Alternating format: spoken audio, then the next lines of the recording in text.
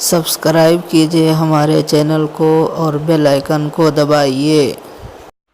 آج تو انسان تھوڑا سا پڑھ لے پھر اپنے باپ کو بھی جاہل سمجھتا ہے، یہ نہیں سوچتا اس نے کتنی محنت سے پڑھایا ہے۔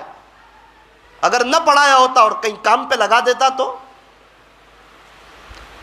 اور کوئی اللہ والے آئے تو ان کی جوتی سیدھی کرنے کے لیے تیار ہے، لیکن اپنا باپ جس کا مرتبہ بایزید بستامی سے بڑا ہے، جنید بغدادی سے بڑا ہے، ہمارے لیے ہمارے باپ کا مرتبہ فضیل بن عیاض سے بڑا ہے، ہمارے لیے ہمارے باپ کا مرتبہ بشر حافظ سے بڑا ہے، اس کی جوتی سیدھی کرنے کے لیے تیار نہیں۔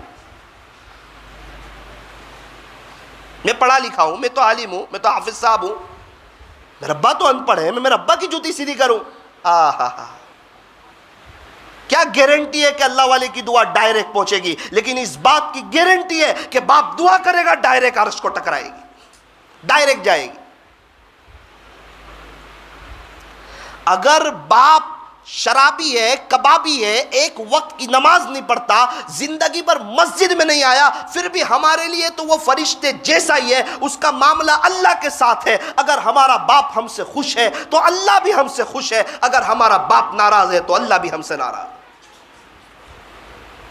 چاہے ایک وقت کی نماز نہ پڑھتا ہو، زندگی میں ایک دن نہ لگا ہو، ایک مشورے میں شرکت نہ کی ہو، چاہے دعوت کے کام سے مانوس نہ ہو، ہمارے لیے فرشتے جیسا ہی ہے۔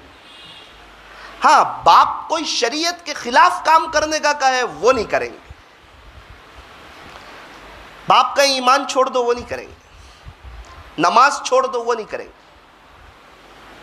یہ پوچھنا چاہیے مفتیان کرام سے، ورنہ باپ کافر بھی ہو پھر بھی باپ کی اطاعت کرنا، باپ کی فرما برداری کرنا، اور باپ کو اف تک نہ کہنا۔ اللہ نے قرآن میں یہ نہیں کہا کہ مسلمان باپ ہو تو اف تک نہ کہنا، بلکہ عمومی طور پہ کہا ہے کہ خلاصہ یہ ہے کہ کوئی ماں باپ کو اف بھی نہ کہے،